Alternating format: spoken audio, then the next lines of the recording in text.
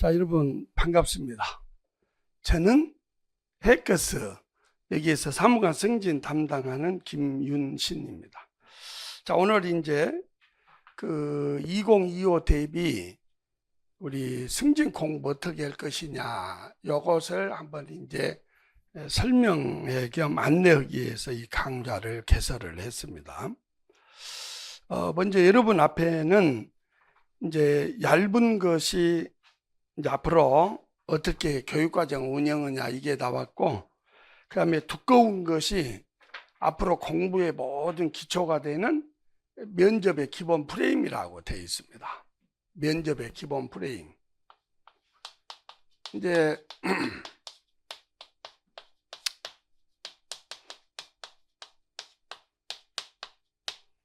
이것의 중요성을 설명을 하려고요.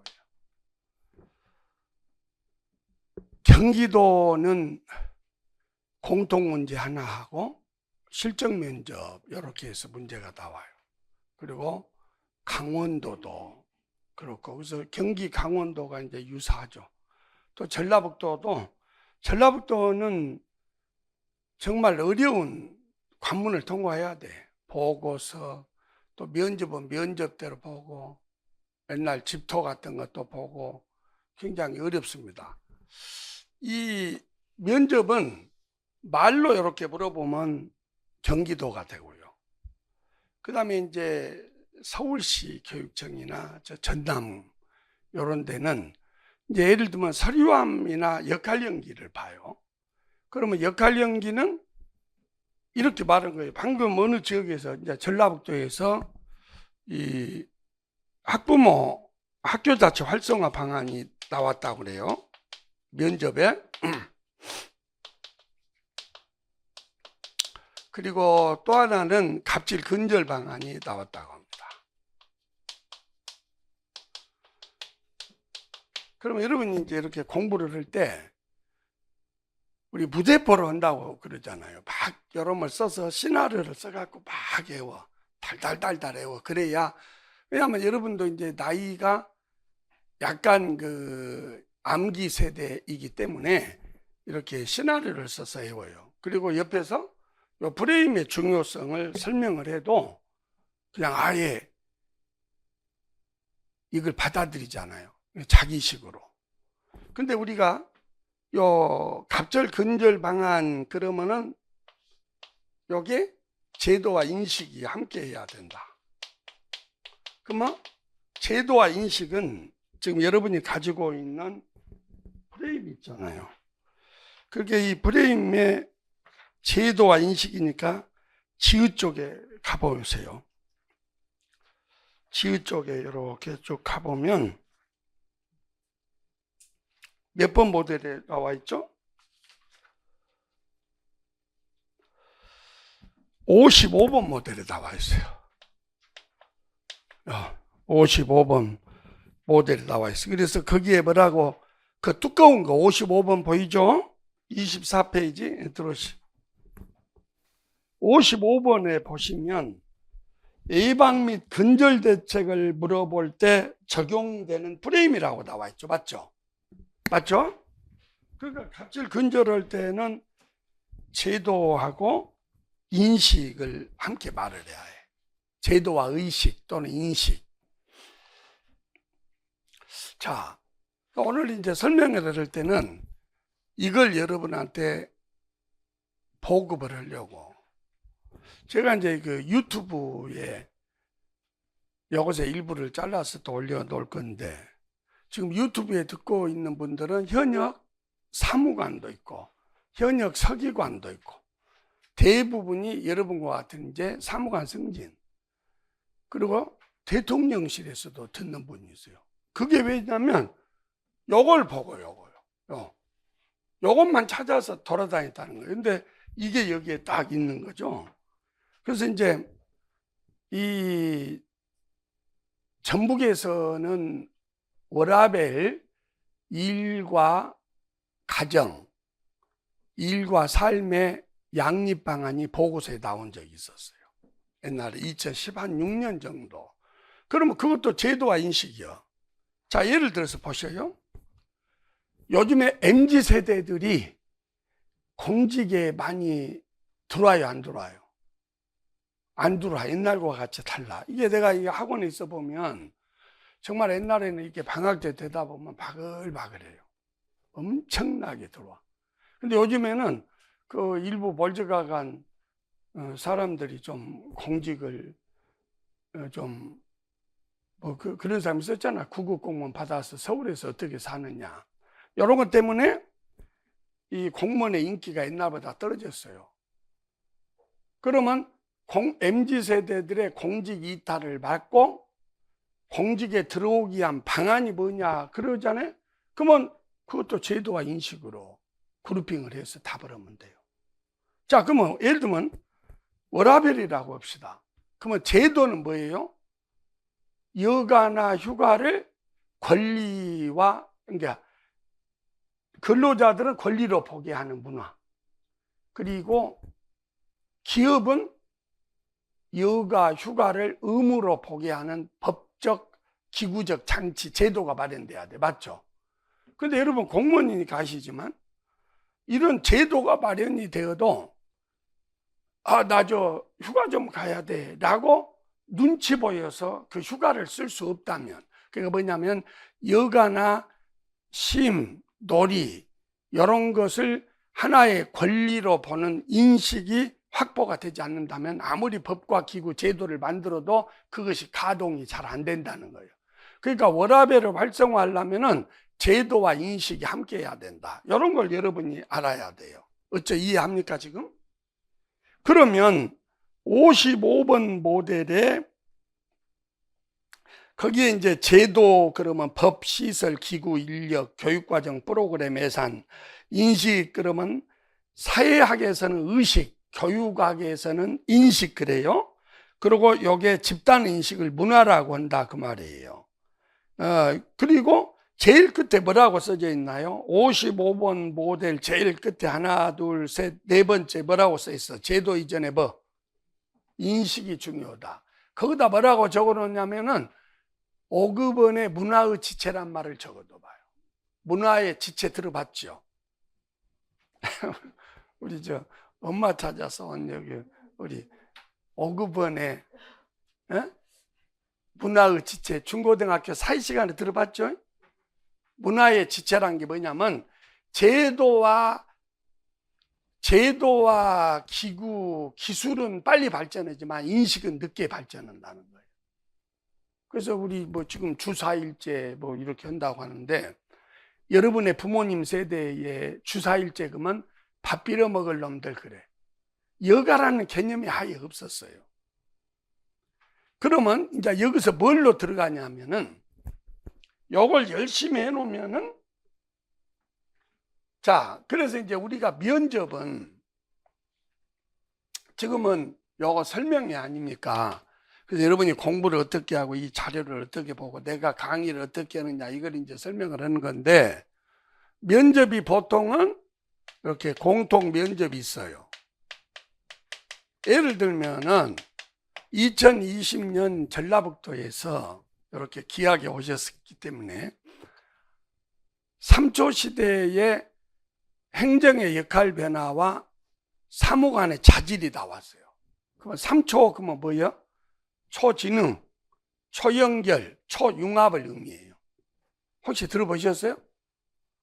지금은 초연결 시대예요. 예를 들면 우크라이나에서 전쟁이 딱 터지잖아요. 그것이 우리나라에 직방으로 연락을 줍니다.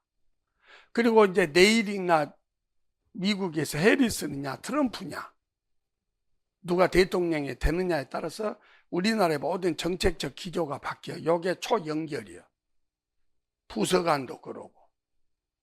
그리고요, 초지능이 뭐냐면 보통 지능, 인텔리전스 코션트, 그러면 인간만이 지능 학습을 한다고 봤죠? 근데 지금은 기계가 학습을 해. 그게 뭐예요? 인공지능이요.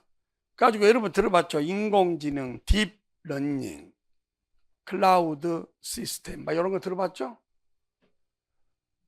그래서 우리 기계가 사람보다 훨씬 더 학습을 깊이 해버려.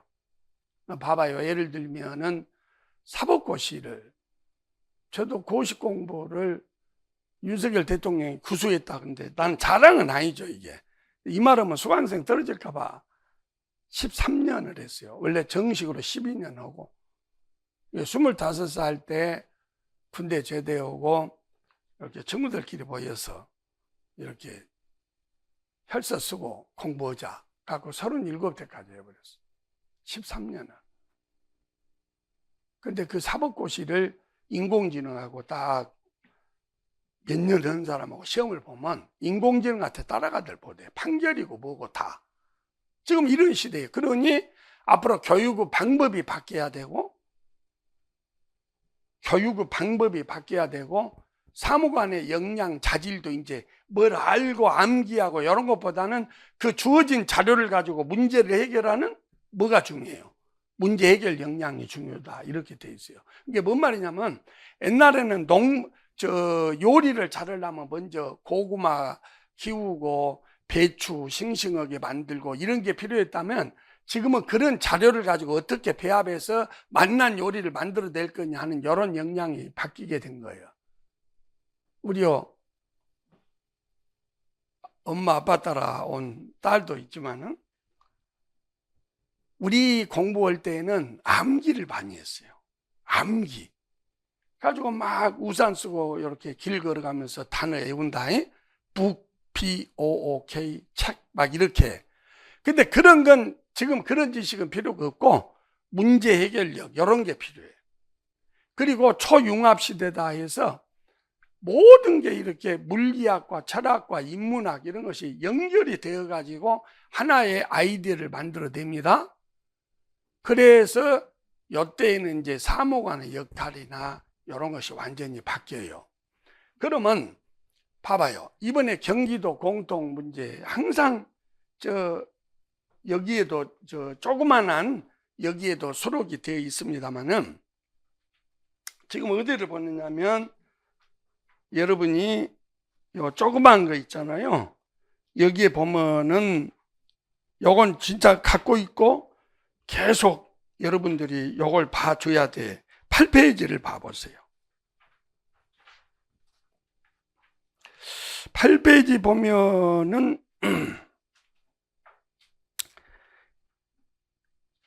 그가 프레임이라는 두꺼운 프린트물이 있고, 그 다음에 짧은 오늘 교재가 있는데, 여기에 경기도 기출에 지금 제1위의 2030 경기 미래교육의 목표 4가지 해갖고 그 밑에 하이픈 하나, 둘, 셋, 넷, 5번째 줄 보면 이번에 공통문제가 이거예요. 경기 미래교육은 공교육의 확대 가지고 제1섹터가 학교예요. 지금 찾았죠? 제2섹터가 마을형 학교, 공유학교예요. 요건 표현만 다르지 17개 시도가 똑같아요. 그리고 제3섹터가 온라인 학교예요. 그러면 봐봐요. 지금은 여러분이 온라인 학교, 온라인 그러면 되게 어디가 떠올라요? 학원. 그래서 학원 온라인에 돈을 접수를 해서 그걸 듣잖아요. 그러니까 돈이 없거나 그러면은 그 온라인 강의를 못 듣는 거죠. 근데 온라인 강의 학교예요. 학교예요. 그렇게 온라인 강의가 아니라 온라인 학교로 공교육을 끌어들이겠다 이거예요. 온라인을. 그러니까 봐봐요. 공교육 그러면은 경기도는 3개로 나뉜다. 첫 번째가 뭐? 학교. 그래서 거기에 뭐라고 써있냐면, 우리가 코로나19 팬데믹 때 사실 비대면 교육을 했어. 그래서 면접에 그런 문제가 많이 나왔습니다. 앞으로 인공지능이 발전하고 그러면 도서관이 활성화될까요? 학교가 더 활성화될까요? 쇠퇴일까요? 자, 이거 대답 좀 해봐. 앞으로 학교는 강화될까요? 약해질까요? 더 강화된대, 학교는. 왜냐하면 아무리 인공지능이 판을 쳐도 교육이라고 하는 것은 뭐냐면, 이렇게 직접 여러분과 저와 이렇게 만나고 이 얘기하는 자체가 공부가 되는 거예요. 맞죠? 공부가 돼. 오늘 내가 기분이 조금 약간 굉장히 슬프다가 좋고 막 그래요. 근데 어떤 나보다 나이 많은 분이 이 옷 뒤에 우대 뭐 안감이 좀 백갈도로 보인다고? 그래서 고맙다고 했더니 나를 딱 보더니 멋쟁이 신사분이라고 막 칭찬을 해줘. 그냥 기분이 내가 업이 막 돼 있어요. 만남 자체가 공부거든요. 그래서 앞으로 학교 대면 교육으로는 학교는 역할이 더 강화될 것이다. 그 다음에 지금의 공부는 학교에서 교과서를 가지고 교사가 가르치는 교육만으로 안 된다 그 말이야. 그렇기 때문에 마을 공유학교가 필요해요. 마을교육 공동체. 그래서 우리는 여러분 봐봐. 선생님이 교과서를 통해서 가르치는 그것만 지식입니까? 마을의 아버지, 공방을 운영하는 아주머니, 식당을 하는 사람, 농사 짓는 분, 이런 분들이 가르치는 것도 교육이죠. 그래서 이런 걸 우리는 산 지식이라고 하는 거예요. 그래서 더 넓고 깊게 가르치자. 이것이 바로 학교 요 기능을 확대하면 뭐가 돼? 마을교육 공동체, 마을교육 특구. 그래서 어느 지역은 이렇게 돼 있어요. 예를 들면 저 경남은 이렇게 됐어요. 경남 도민이 교사가 되고 경남 전체가 학교가 되는 거. 이게 공유학교예요. 그리고 그러니까 요리 갈수록 요 부등호가 커지는 것은 더 넓고 깊게 가르치자는 거예요. 맞죠? 근데 여기보다 더 깊게 가르치자는 것이 온라인 학교예요. 아까도 다시 말을 하지만은 온라인 학교 그러면 온라인 상에서의 배움을 공교육기관이 책임을 지겠다. 이게 온라인 학교라는 거예요. 그럼 온라인 학교는 누구까지 포함을 하냐면 학교 밖 청소년까지 여기다 담아서 가르치겠다 이거예요. 그러니까 공교육의 책임이 더 커져 안 커져? 커지죠. 그러면 이번에 경기도 문제가 뭐였냐면은 다시 짧은 교환 8페이지에 2에서 5번째 경기 미래교육은 공교육의 확대, 제1섹터 학교, 제2섹터 공유학교, 제3섹터 온라인 학교를 활성화하고 있습니다. 이와 관련하여 사무관의 역할과 역량은 무엇인지 그 이유와 함께 답변해 주십시오. 아주 미쳐. 사무관의 역할이 뭐냐? 거기서 끝나는 게 아니고 역량이 뭐냐? 그리고 그 이유와 함께 말해라. 그러니까 이제 난리요. 나 이유는 못 봤는데? 이유는 못 봤다 그런 사람도 있고, 그러니까 어떤 사람은 역량과 역할을 폼 잡다가 시간이 끝났다 하는 사람도 있고 많습니다. 그러면 이제 여기서는 낱개를 설명하자는 거 아니야. 여러분, 사무관의 역할이 뭐냐? 그러면은 70번 모델을 봐보세요. 이제 기본 프레임이요. 기본 프레임 70번 모델을 보시면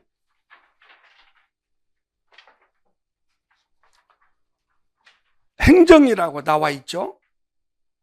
70번 행정이라고 나와 있죠.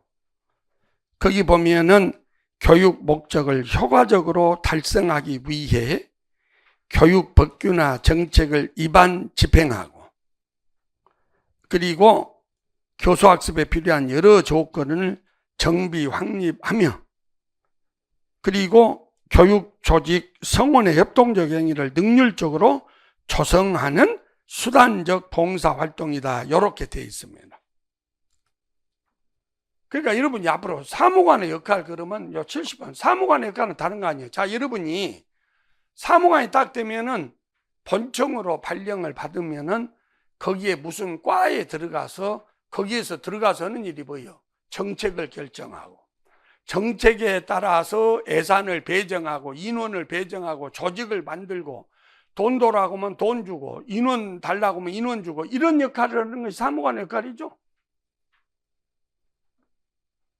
그러면 봐보세요. 여기서 이제 학교, 공유학교, 온라인 학교, 그러면 경기도도 이런 온라인 학교를 할 때 어느 지역에다가 온라인 학교를 운영하려면은 공간이 있어야 할 거 아니에요. 그리고 온라인 학교에서 제공하는 콘텐츠가 있어야 할 거 아니에요. 그리고 그 콘텐츠를 가르치고 운영하는 교사, 강사가 있어야 할 거 아니에요. 이런 것을 어쩐다고? 발굴해서 보급해주고, 그러면 이것이 사무관 역할이 되는 거예요. 맞죠? 그러니까 여러분이 보시면은 사무관 누구, 그 밑에 장학사 누구, 이런 거 봤어요, 안 봤어요? 본청에. 그러니까 여러분이 제가 이렇게 장학사 수업도 많이 했었어요. 옛날 2010년경에. 그러면 교사가 장학사가 되고 교장 이런 분이 장학관이 되잖아요. 그러면 장학사, 장학관은 행정이고 이분들이 다시 교사가 되고 교장으로 되면 교원이고 그래. 그게 그 전직의 개념이 되는 거예요. 그러니까 이 행정이란 건 뭐냐면 목표를 세우고 그 목표를 달성하기 위한 정책과 법을 만들고 그 정책을 집행하는 역할이 행정의 역할이다 그 말이야. 지금 제 말 이해하신가요? 그러면 자 이제 보세요. 자, 학교, 공유학교, 온라인 학교를 만들어. 그러면 이것이 이제 공교육의 책임 확대인데 모든 정책에는 이제 이 정책의 구성 요소가 있어요.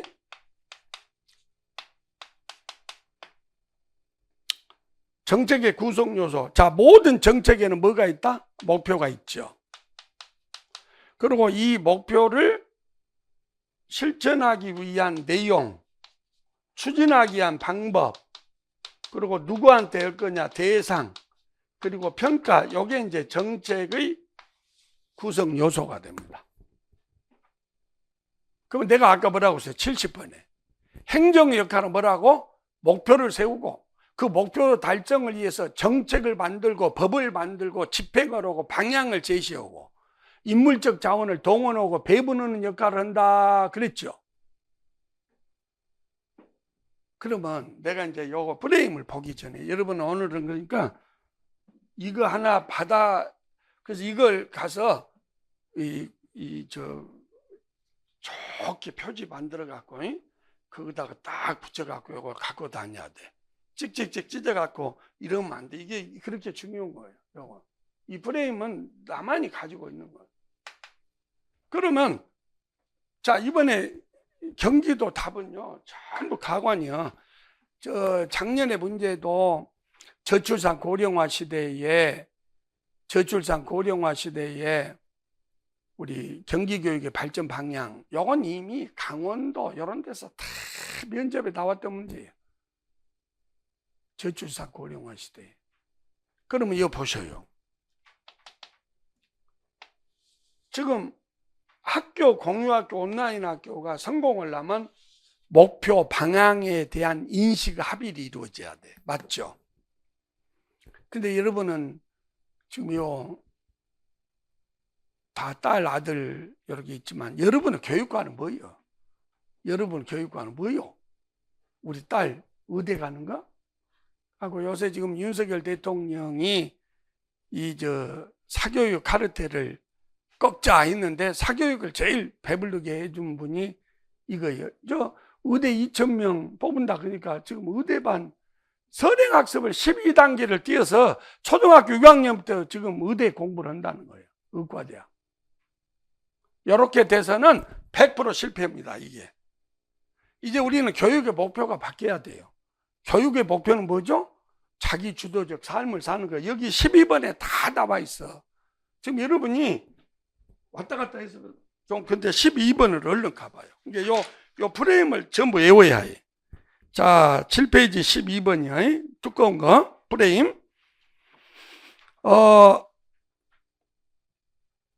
이제 13번이죠. 13번에 보면 교육기본법 제2조에 나와 있습니다. 교육은 홍익인간의 이념 아래. 봐봐. 교육의 이념은 홍익인간이에요. 홍익인간은 인간을 널리 이롭게 한다는 것입니다. 그리고 모든 국민으로 하여금 인격 도야예요. 봐봐. 인격을 도야하는 거. 자, 인성교육 어떻게 실천하고 있냐. 이게 전라북도 문제예요. 인성교육 어떻게 실천이냐. 이게 전라북도 문제라니까. 봐봐요. 여러분은 가장 실용적 교육이 뭐예요? 의과대학 보내갖고 자기 딸 의사 만들어 놓으면, 나도 이제 좀 나이가 들었잖아요. 그래가지고, 바둑 한 수씩 두면은, 거기에 그 나이 먹은 사람들 꼭 앉자마자 초면에 그래. 아들 둘이 의사 만들어 놓고. 누가 물어보도 안 해도 그 말을 해. 아들, 딸 둘이 의사 만들어 놓고. 이제 그놈들 키워놓고 연금 받아서 그냥 산다. 이러게.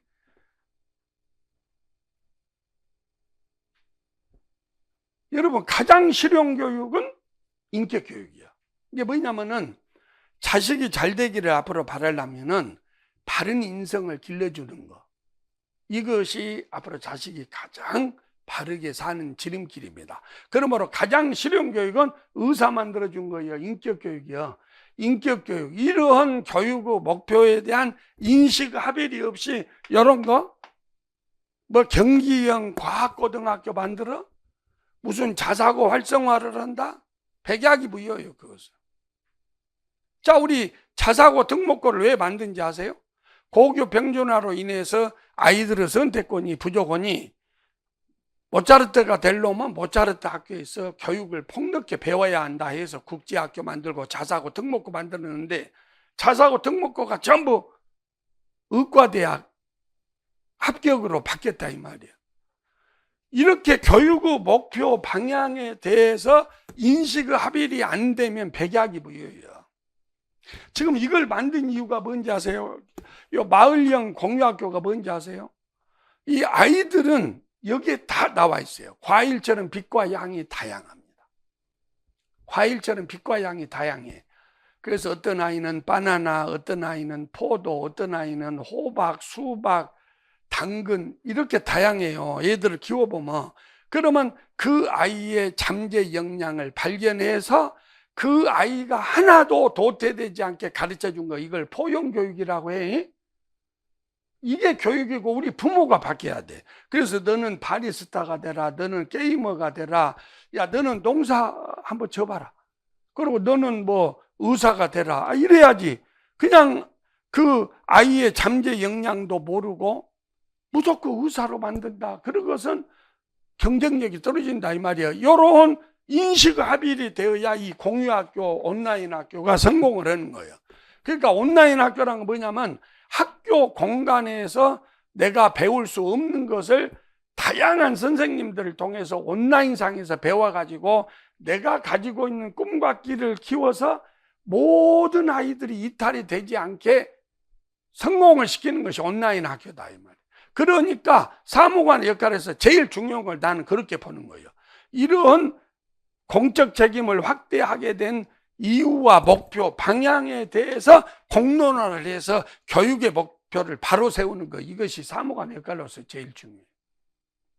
앞으로 정책 결정을 하고 돌아다니면서 이제 우리 부모님들 교육의 목표가 바뀌어야 합니다, 이렇게 홍보 활동을 하고 이 교육관을 바꾸는 게 제일 중요하다 이거예요. 어째 제 말 이해합니까 지금? 근데 이걸 개가 펌을 물고 막 강의를 해. 근데 뭐 갑자기 그날 터져가지고 막 뭔 말을 못 하고 한 거예요. 근데 하도 답들을 못 하니까 그 중에서 좀 좋으면 다 합격시켜준 거예요. 답들을 못 해. 이제 그렇지 않은 분, 내한테 들은 분은 그렇지 않습니다만. 그 다음 여기 봐봐. 제가 아까 뭐라고 말했냐면은 지금은 교육의 내용이 많이 바뀌어요. 옛날 우리 때는, 내가 대학 다닐 때는 꽤 오래됐지 않겠어요? 대학 다니면은 교수님이 노란 노트를 갖고 옵니다. 파일노트를. 그리고 여기 올라올 때도 잘 못 올라와. 하도 늙어갖고 요렇게 올라와. 그러면 애들이 그래, 야, 저 권위 가지고 노트 하나 딱 열어가지고 적어. 그리고 요 하나를 가지고 막 설명을 해요. 근데 지금은 그런 교육은 쓸모가 없어요. 왜냐하면 인터넷에 모든 지식이 다 들어있어요. 이제 우리는 교육의 내용과 방법이 바뀌어야 돼, 맞죠? 그러면 교육의 내용과 방법이 바뀌어야 돼. 그러면 옛날에 교육의 내용은 뭐냐면 교과서예요. 근데 지금은 삶에 필요한 역량을 가르치는 거예요, 맞죠? 삶에 필요한 역량을 가르쳐. 그러면 진짜 삶에 필요한 역량은 뭐냐면, 내가 지금 이렇게 돌아보니까 그래. 저는 평생을 이 말로 살아, 말로. 그러니까 내 주변에는 내가 맨날 말합니다. 어느 대학교 농과대 교수님도 있고 한국사 전공원 교수님도 있는데, 교장 선생님도 있고, 그분들이 나의 이빨을 따라갈 수가 없어요. 그래가지고 자기들이 그래. 평생을 이렇게 강단에서 말로는 나를 못 이겨. 근데 저는 굉장히 연약합니다. 왜냐? 하는 게 요것밖에 없어. 이제 나는 이게 사무관 승진 시험이 사라지게 되면 나는 바로 죽어야 돼. 굶어 죽어야 돼. 운전도 못 하죠. 그 다음 어디 가서 농사짓지도 못 하죠. 자기주도적 삶의 역량을 살아갈 수 없어요. 그러니까 다시 12번을 봐봐. 13번을 봐봐요. 7페이지. 아까 배워놨죠? 그래서 인격 도야, 요게 가장 실용교육이라고 했고, 교육 목표가 바뀌어야 한다고 했고, 그 밑에 자주적 생활 능력과 민주 시민으로 자기주도적 생활 역량을 가르치는 것이 교육의 목표 내용이 돼야 돼. 그러니까 뭐냐면 삶의 역량을 가르쳐야 돼. 지식이 아니라. 어째 이해하십니까? 그러면 이제 여러분 대답해봐. 자기주도적 삶의 역량은 교사가 교과서를 가르치는 것이 좋겠어? 마을의 공방에서, 아니면 마을의 직장을 관찰하고 삶을 통해서 배우는 게 더 자기주도적 삶이에요. 후자겠죠? 그러니까 여기 봐봐. 학교 안에서 교사가 책을 가지고 100년 전 지식을 가르치고 이런 것보다는 마을 경기형 공유학교, 마을교육 공동체에서 마을 주민 아버지, 큰아버지한테서 배우는 게 더 옳은 삶이다 이거예요. 알겠습니까? 나는 우리 아버님한테 어렸을 때 이런 말을 많이 들었어요. 지금 내가 이제 나이가 들다 보니까 눈도 안 좋고 막 달리기 할 때도 봄이 어색하고, 우리 아버지 하는 말이 모든 것이 영원할 줄 알았더냐, 이런 말을 많이 해요. 모든 게 영원할 줄 알았더냐. 그러니까 여기에서 시간이 소중하다는 걸 알고, 그 다음에 우리 아버지나 어머니들 보시면은 시간과 비용을 아주 효율적으로 씁니다. 허투루 쓰지 않습니다. 이런 것이 삶의 지혜고, 그리고 우리 어머니한테 제일 많이 듣는 말이 남한테 이렇게 나쁜 짓 하지 말고 남한테 손가락질 받아서는 안 된다, 이런 말 많이 듣죠? 이게 가장 실용교육이라는 거예요. 타산 정약용이 말했어. 가장 실용교육이 인성교육이다 이거예요. 이런 것에 대한 인식의 합일이 돼 있어야 되고, 그러면 여기 봐봐요. 사무관의 역할과 역량은 어떤 것이 필요하다고? 마을의 인물적 자원을 발굴을 해서 인물적 자원 지도를 만드는 이런 역량이 사무관에게 필요한 거예요. 그러니까 이제 여러분이 앞으로 교육관이 이렇게 바뀌고 공유학교가 성공하려면은 그 마을의 인문, 지리, 역사 이런 걸 바삭히 알아서 그걸 교육 재료로 삼을 수 있도록 발굴을 하고 MOU 체결을 하고 이런 역량이 필요하다 이 말이야. 그 이유가 뭐다고? 교육의 목표가 바뀌었으니까. 근데 막 거기서 돌아보려고 그래. 어떤 사람은 돌라다 말았대요. 역할이 뭐냐고, 역량이 뭐냐고 이유를 말해라 그러니까. 그래가지고 거기서 조금 영리연분은 뭐 버려야 할 것, 계속해야 할 것, 새롭게 해야 할 것, 그렇게 딱 바꿔서 또 합격을 했던 분이 있어요. 그러면 여기에서 아까 말했죠. 대상이 학교에 다니는 사람만요. 학교 밖 청소년도 대상이 돼? 학교 밖 청소년. 지금 여러분 한번 생각해봐. 다 여러분도 결혼을 하셨으면 자식이 있지만은 이 집안에 돈이 없고 자식을 올바로 가르치지 못하고 어떤 이유에 의해서 이제 그 애들을 다 못 가르치면 그 아이가 교육을 받지를 못합니다. 교육을 받지 못하면은 뒤처집니다. 뒤처지면 일생을 아주 고되게 살아요. 굉장히 고되게 살 수밖에 없어. 이런 아이들이 학교를 떠났다고 해서 자퇴생, 대학생, 검정고시 준비 나이, 아주 못된 놈들, 이런 것을, 요거 이제 경기 문제니까 내가 경기자를 넣게, 우리 교육청이 끌어들이겠다 이거예요, 이걸. 그러니까 교육의 대상은 넓어져.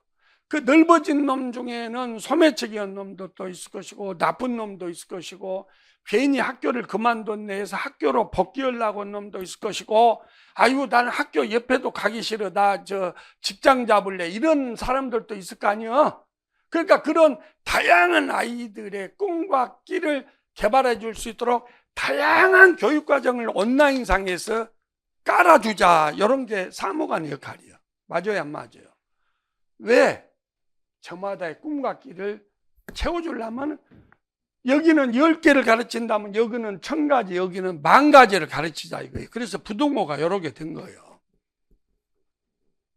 자, 그러니까 이 사무관의 역할이 뭐냐 그러면은, 사무관의 역할은 항상 목표를 세우고 그 목표를 향해서 정책을 개발하고 거기에 필요한 자료, 정책, 예산을 동원하고 인적, 물적 자원을 동원하는 것이 사무관의 역할이야. 그리고 왜 이렇게 해야 한다? 교육의 목표가 바뀌었어. 교육의 목표가 바뀐 이유는 뭐예요? 지금은 시대가 바뀌었다는 거예요, 시대가. 그렇지 맞습니까? 여러분이 시대가 바뀌어요. 근데 이런 교육의 목표는 잘 안 바뀌어요. 여러분 안 바뀌어요. 서울대, 의대 그거 대단한 것도 아니에요. 사람을 고친다는 그것이 값이 있는 거지. 그 돈 번 거, 여러분 서울대, 의대 나왔고 평생 돈 벌어봐야 게이머들 돈 번 것에 100분의 1도 못 벌어. 서울대, 의대 나왔고 재산이 얼마냐? 그럼 800억이다, 500억이다, 200억이다, 50억이다, 30억이다. 와, 그러지. 근데 게이머들은 재산이 얼마냐? 그러면 1조 2천억이다 이래. 게임이 되질 않아요. 우리가 이제 이런 것이 바뀌어야 된다. 어째 내 말 이해하죠? 그 다음에 역량을 발휘했단 말이야. 그러면 역량은 요 프레임의, 자, 그래서 여러분이 요 교육의 이념도 알아두고, 그 다음에 12번에 보면은 교육과정 옆에 정책과정이라고 돼 있죠? 봐봐. 지금 프레임 12번 보고 계시죠? 그러면 교육정책은 하나의 교육의 과정으로 나타나. 거기에 목표가 있고, 내용이 있고, 방법이 있고, 대상이 있고, 평가가 있고, 그래. 맞죠? 그래서 모든 정책에는 뭐가 있다? 목표가 있다. 네가 한번 말해봐. 모든 정책에는 뭐가 있어? 목표가 있어. 그리고 그 목표를 달성하기 위한 내용과 방법이 있고, 정책은 반드시 평가가 있고, 그래. 지금 제 말 이해합니까? 그러니까 봐봐. 교육정책은 교육의 과정으로 나타나죠? 그럼 교육의 과정은 뭐라고? 교육 목표, 교육 내용, 교육 방법, 교육 평가가 있어. 그러니까 모든 정책은 목표, 내용, 방법, 대상, 평가가 있다. 이렇게 봐라 이 말이야. 요거 꼭 알아야 돼. 그러면 이제 54번으로 가보세요.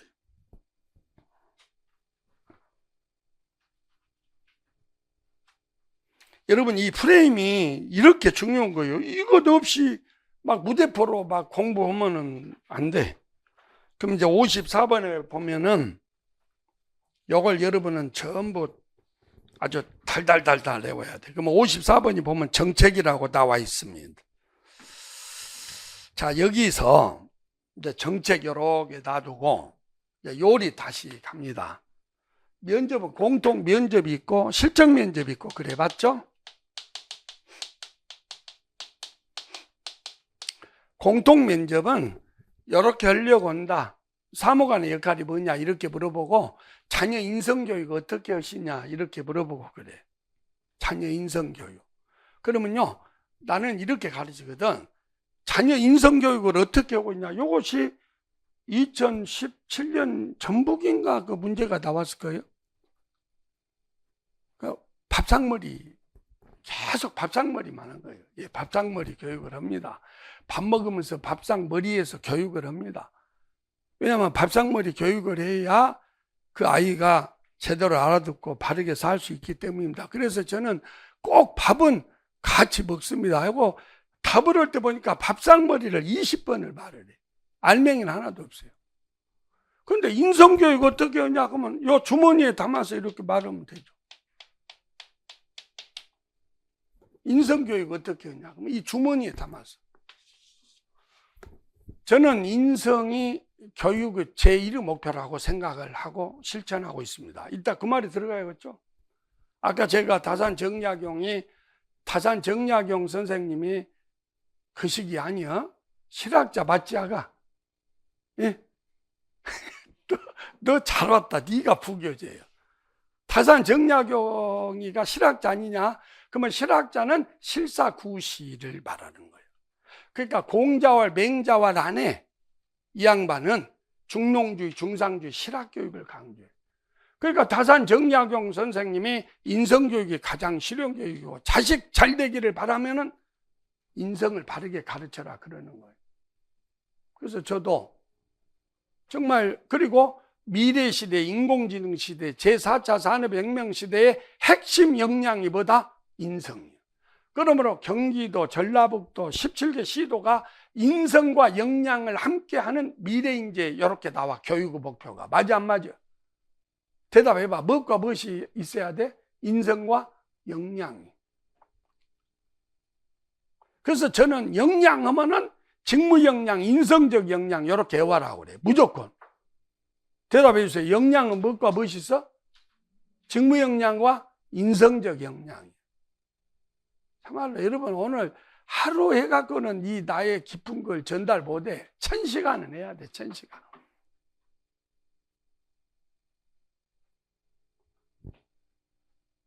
우리 실장님은 낙천적이요, 비관적이요? 응? 낙천적이 아니에요.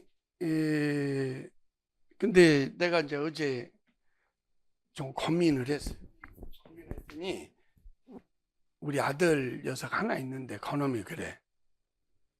아버지 심리학자들이 말하는데 제일 만나지 말아야 할 사람은 맨 한숨 쉬고 고민하는 사람. 이게 전이가 잘 된다는 거예요. 이 사람이 좋대요. 그냥 고민은 고민으로 끝나고 저 일론 머스크 알잖아요. 일론 머스크. 그 사람이 이제 회사를 6, 7개 하고 그 사람이 지금 추진하고 있는 것은 다른 거 아니에요. 뭐 화성에 어떻게 가냐 막 이런 걸 추진을 해요. 이제 사람들이 물어봐. 걱정이 없냐?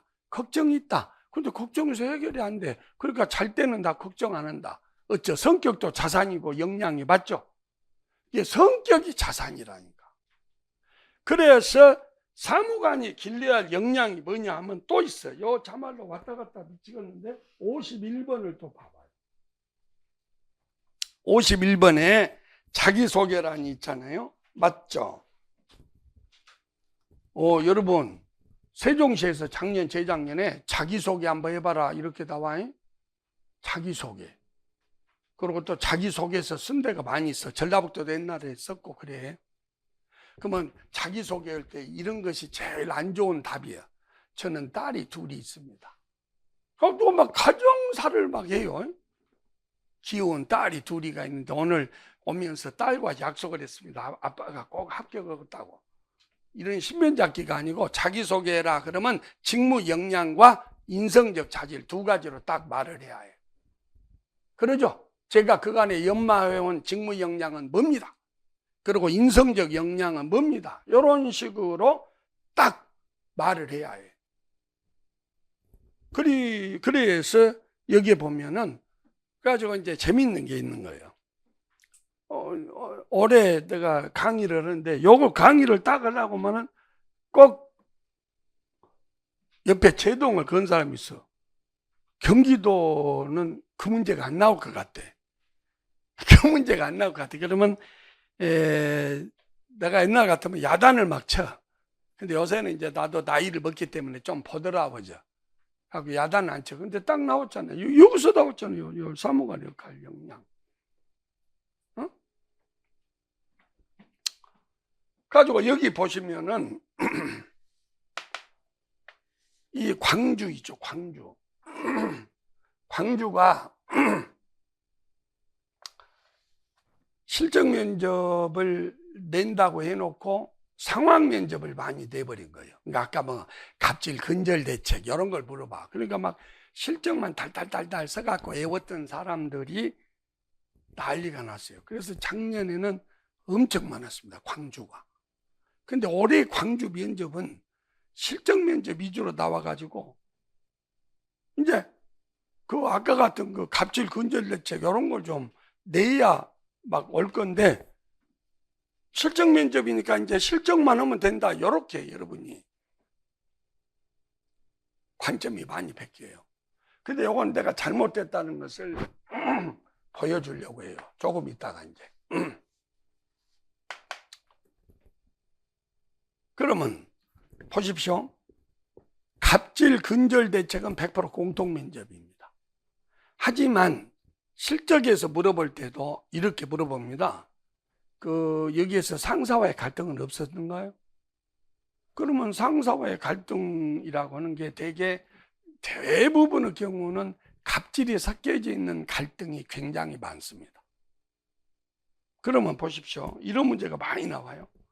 90년대생 MZ세대와 어떻게 인간관계를 조정하느냐. 상급자가 꼰대일 때 어떻게 대처하느냐. 이런 게 문제가 많이 나와. 그러면 그 답은 이거예요. 상급자가 아무리 꼰대여도 옳은 말은 따르고 틀린 말은 제안을 해서 바르게 추종력을 발휘하겠습니다. 이게 답이에요. 맞죠? 자, 아버지 꼰대잖아요. 그럼 아버지가 꼰대이면 무조건 꼰대를 거절해야 합니까? 그래서 상급자가 꼰대이고 권위적이고 독선적일 때 그분들의 말이 행정윤리 원리에 비추어서 맞고 옳다면은 그건 따를 것이고, 행정윤리 72번, 행정원리 73번 모델에 비추어서 틀리면 건의하고 바르게 건의해서 따르지 않겠습니다. 이게 답이에요. 그게 답이야. MZ세대도 마찬가지. 여러분 MZ세대하고 어떻게 어울릴래? 그러니까 여기에 그 기출문제에 다 실려 있어요. 강원도에서 뭐가 나왔냐면은, 꼰대를 벗어나기 위해서 여러분이 노력한 게 뭐냐, 이렇게 나왔는데, 꼰대의 가장 큰 특징은 자기 생각만이 옳다고 보는 권위주의, 독선주의예요. 맞죠? 꼰대의 제1의 기준이 지 생각만 옳다는 거예요. 근데 사람은 보는 각도에 따라서 생각이 옳을 수도 있고 그럴 수도 있고 그래요. 그러니까 꼰대를 벗어나기 위해서 제일 중요한 것은 독선적이 아닌 개방적 태도가 제일 중요해요. 그리고 틀림이 아닌 다름이라고 봐야 돼요. 맞죠? 그리고 이 사이는 전부 생각이 다른 거거든요. 그러니까 틀렸다고 단죄하지 말고 다르다고 보고 수용하고 공감하고, 요럴 때 꼰대가 안 되는 거예요. 그러니까 여러분이 지금 내가 쓰는 이 용어 있잖아요. 수용하고 공감하고, 요런 공적 언어를 쓰려면 요 프레임을 달달달달 외워야 해요. 나는 이 사무관 합격원분한테 그렇게 말을 듣고 있어요. 진짜 요 프레임 공부를 했더니 사무관이 돼서도 이런 우리 하급자하고 이 얘기할 때 훨씬 더 지도력 발휘가 잘 되고, 심지어 가정생활 동료 간의 관계가 더 풀린 것을 본다는 거예요. 수용이 뭔지 아세요? 수용은 반대로 뭐예요? 거부적인 태도예요. 저 새끼 원래 저런 놈이야. 이러면은 대화가 안 돼요. 노조 노조 저것들 저런 놈들이 이래서는 안 돼. 일단은 수용, 받아들여야 돼. 그래, 어떤 고민이 있어서 오셨나요? 이게 수용이요. 그리고 공감은 능력이야. 공감은 뭐야? 내 입장에서 이해하지 말고 상대방의 입장에서 이해하는 거. 이거 진짜 공감이에요. 근데 사람은 정말 이기적이고 그래서 공감이 굉장히 어렵습니다. 그 다음에 이제 한 가지 더. 꼰대를 벗어나기 위해서 요 말만 하고 나오면 안 돼. 사람이 개방적이고 당당하고 활발하고 수용할 거 수용하고, 여기에는 하나는 전문 역량이 함양이 돼야 돼. 내가 전문성 있고 도덕적으로 바를 때 꼰대라는 소리를 절대 들을 수가 없어. 맞죠? 쥐뿔도 모르면서 자기 생각만 고집으니까 꼰대라고 하지, 내가 바르고 도덕적 연마, 내가 전문성이 있다면은 꼰대가 안 돼. 그래서 저는 전문 역량 함양과 도덕성 연마를 게을리지 않습니다. 그러면 바로 평가위원이 절도를 해버려. 아, 이런 대답이 있나? 그게 답이에요. 어째 내 말 이해해요 지금? 그러면 지금 51번에 보면은 앞으로 자기소개해라 그러면 직무 역량과 성격적 역량을 소개해라 그랬죠? 그리고 여러분 또 이런 말도 있습니다. 새로운 직원이 오면은 제일 먼저 뭘 파악해? 밥 잘 사는가 봐? 성격 봐요, 안 봐요? 보죠. 성격 보죠. 그 다음에 성격만 봐? 직무 역량 봐야죠. 지금 내 말 이해하신가요?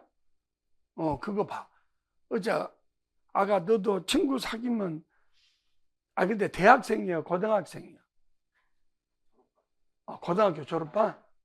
대학? 또 오늘 칭찬도 엄청 큰 칭찬했다. 중학교 3학년 같아요. 그럼 어째 친구 사귀거나 그럴 때 직무 역량도 보고 성격도 보는 거거든요. 그래서 여러분은 반드시 이해를 해줘야 해. 새로운 직원이 오고 새로 팀장을 맡게 될 때 제일 먼저 할 것은 직원들의 직무 역량과 인성적 자질을 파악을 해야 합니다. 그래야 사람을 바르게 다룰 수가 있고 사람 조직을 제대로 관리할 수 있기 때문이에요. 어째 저의 말 이해하신가요 지금? 그러면 이제 무조건 직무 이렇게 하고, 그러면 직무 역량은 뭐냐? 21페이지에 국가 직무 능력 표준에서 의사소통 능력, 수리 능력, 문제 해결 능력, 자기개발, 자원관리, 대인관계. 세종시에서 뭐라고 나왔냐면 사무관이 되기 위해서 부족한 자질 하나, 그리고 그걸 어떻게 사무관이 되면 개발하겠냐 이렇게 물어봐요. 그리고 경기도에서 2019년에 뭐가 나왔냐면 중견관리자로서 사무관의 자질에 3가지가 있다. 전문 역량, 조정 동합 역량, 문제 해결 역량. 여기서 가장 중요한 게 뭐냐? 그리고 이유를 바래라 이렇게 나와. 그러면 의사소통 역량이 필요합니다. 근데 의사소통을 알려면은 요거 너무 중요하거든. 46번에 잘 나와 있어요. 요 봐봐. 그 46번 모델의 의사소통이 있죠? 그리고 그러면 이제 봐보세요. 여러분이 이 면접에서 평가하는 게 뭐냐면은 의사소통 능력을 평가해요. 그렇기 때문에 실적이라고 해서 한 실적만 막 물어봐도 의사소통 능력을 모르고는 안 되는 거예요. 그래서 이것도 열심히 읽어주고, 그 다음에 다시 그 51번으로 넘어오면 수리 능력. 요즘에 여러분 그거 들어봤어? 데이터 기반 행정이란 말 들어봤죠? 지금은 디지털 시대죠? 그래서 이런 수리 능력, 데이터 기반, 증거 기반 행정, 요 문제 해결 능력 나오네요. 그리고 부단히 자기 역량을 개발하는 역량 능력, 자원관리 나와. 자원관리는 시테크, 예산관리, 물적관리 이런 것이 나와 있습니다. 요 봐봐요. 자원관리는 뭐 시간관리, 예산관리, 인물적 자원관리 이런 게 이제 아주 중요한 문제로 나옵니다. 그리고 대인관계 역량, 요 봐봐. 팀워크 이런 게 나온단 말이야. 대인관계, 팀워크, 리더십, 갈등관리. 요 갈등관리는 무조건 문제에 나온다는 것을 알아줘. 내한테 할 말 있어요?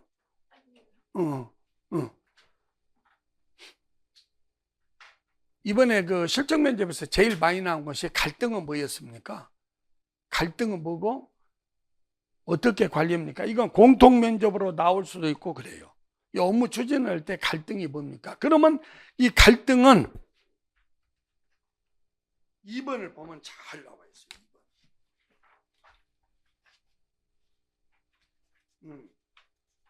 갈등은 뭐? 2번에 잘 나와 있습니다. 2번. 4페이지 2번. 요것은 별 6개짜리예요. 그렇게 중요해요, 갈등이. 자, 봐봐. 실적 면접이라고 해서 막 나오죠. 여기서 뭐 갈등은 없었습니까? 갈등이 뭐였고 어떻게 했어요? 이런 식으로. 그러면 갈등은 여러 말 알아야 돼. 인지적 갈등이 있고, 환경 갈등이 있고, 이념 갈등이 있고, 절차적 갈등이 있고, 이런 말을 알아야 이걸 제대로 답을 할 수가 있습니다. 이 갈등 관리를 다른 말로 뭐라고 한다? 조정 통합 역량이라고 그래. 그러면 학교는 갈등이 많은 조직이에요, 적은 조직이에요? 많은 조직이에요. 그러므로 조정 통합 역량이 특히 중요하다. 이렇게 말하면 2019년 경기도 문제가 되는 거예요. 그리고 요 봐봐. 정보 능력 굉장히 중요해. 정보 능력은 뭐냐면 수집, 옆에다 써줘. 정보 능력 그러면 수집, 분류, 가공,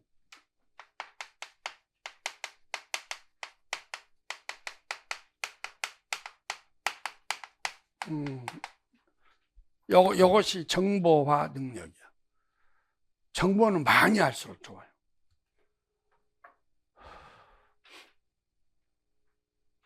그 정보가 금은보화가 될 수도 있고 그래요. 여러분도. 우연히 누구한테 뭔 말 들어요? 그리고 그 10년 뒤에 가서 그것이 큰 자산이 되는 경우 여러분 들어보죠? 하다못해 누가 뭐 어디에 무슨 땅을 이런 땅이 좋다더라 그런 걸 한 10년 전에 들은 거예요.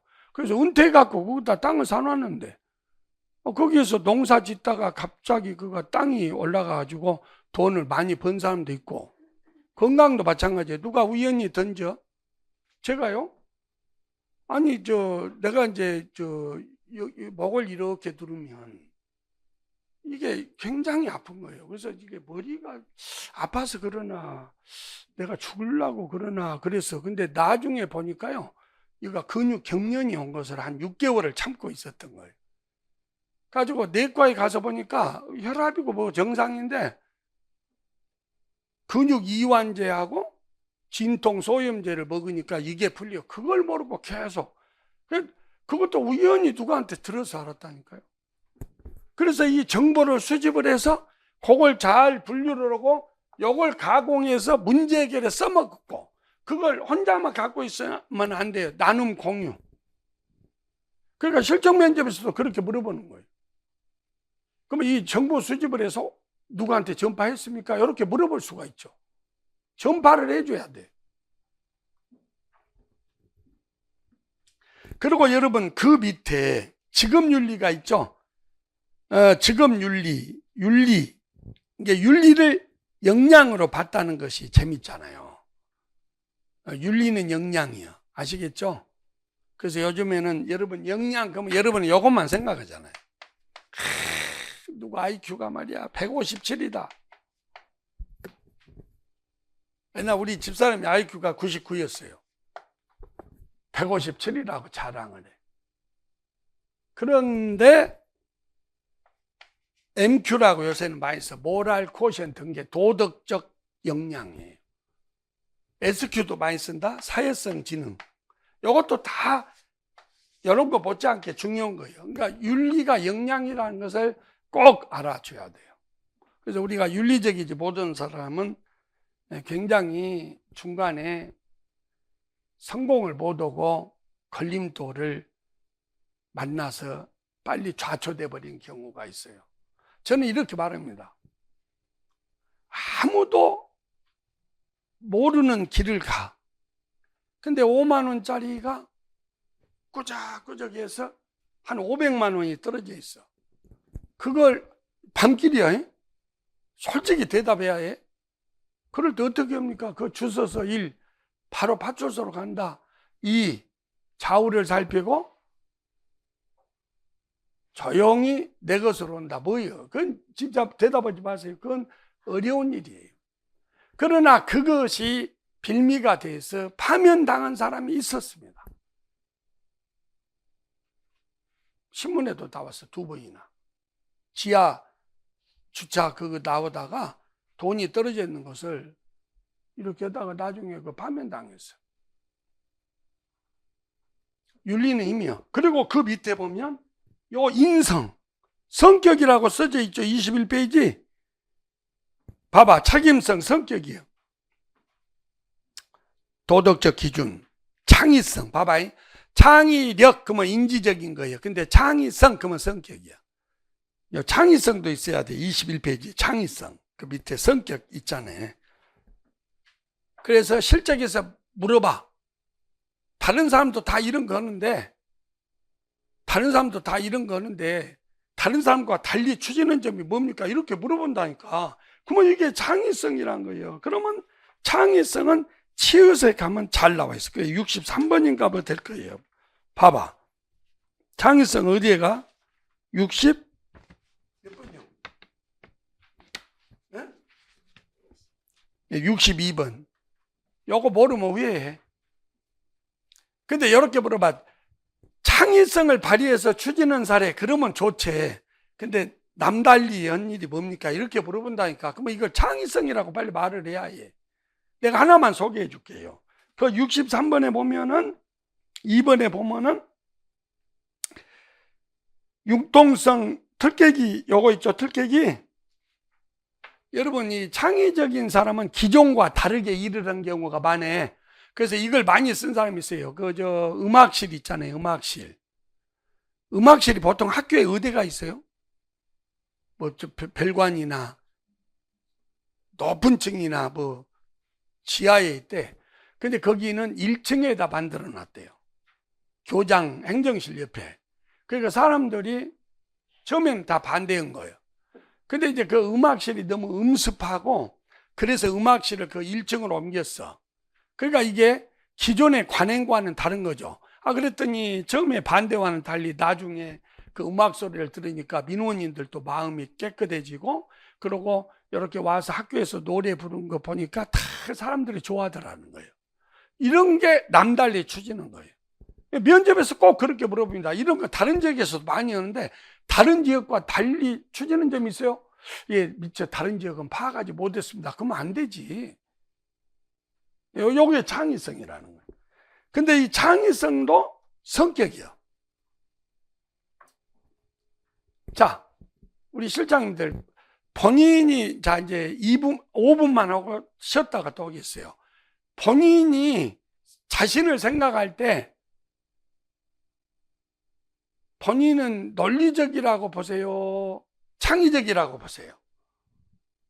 논리적인 사람은 논리를 따져. 그런 사람은 좀 창의성이 없어요.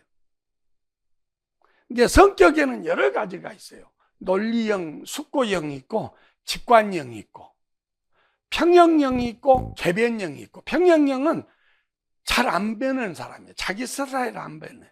머리도 꼭 요 모양. 나는 좀 바뀌는데 머리가 꼭 요 모양. 근데 개변형은 오늘은 이렇게 볶음머리에다가 내일은 남의 머리에다가 모레는 밀고 왔다가 아주 막 이런 형이 개변형이라고 하는 이런 성격이 있어요. 그 다음에 여기 보면 과제 몰두,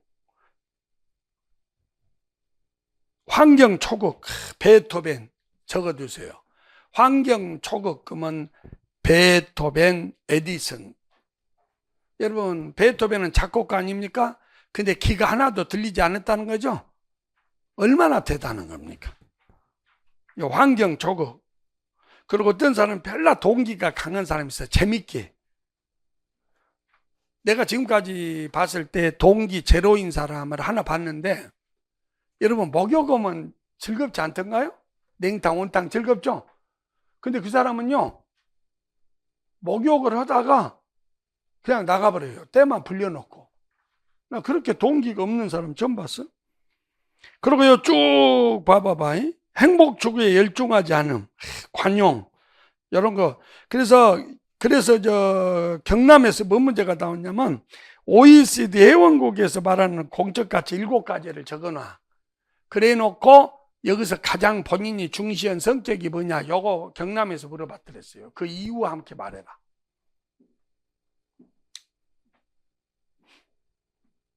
그리고 또 저 서울시 구급에서 그게 나왔대. 요즘 직장인들은 낙관적인 상사를 좋아한다. 그 이유가 뭐냐, 이렇게 물어봤대요. 그래서 낙관적인 것은 희망을 낳고, 그 다음에 낙관적인 사람이 훨씬 더 일을 더 잘하고 동기가 강하고, 이제 이런 문제, 이렇게 전부 알아야 됩니다. 그러면 이제 칠판을 다시 보시고, 그래서 이제 요 첫 시간은 이 면접의 기본 프레임이 왜 중요하다는 걸 내가 이제 보여드렸어요.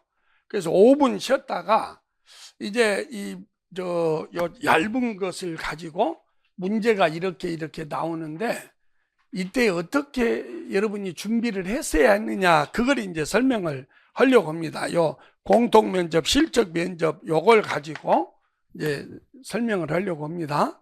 자, 한 7, 8분 쉬었다가 제 2강 하겠습니다.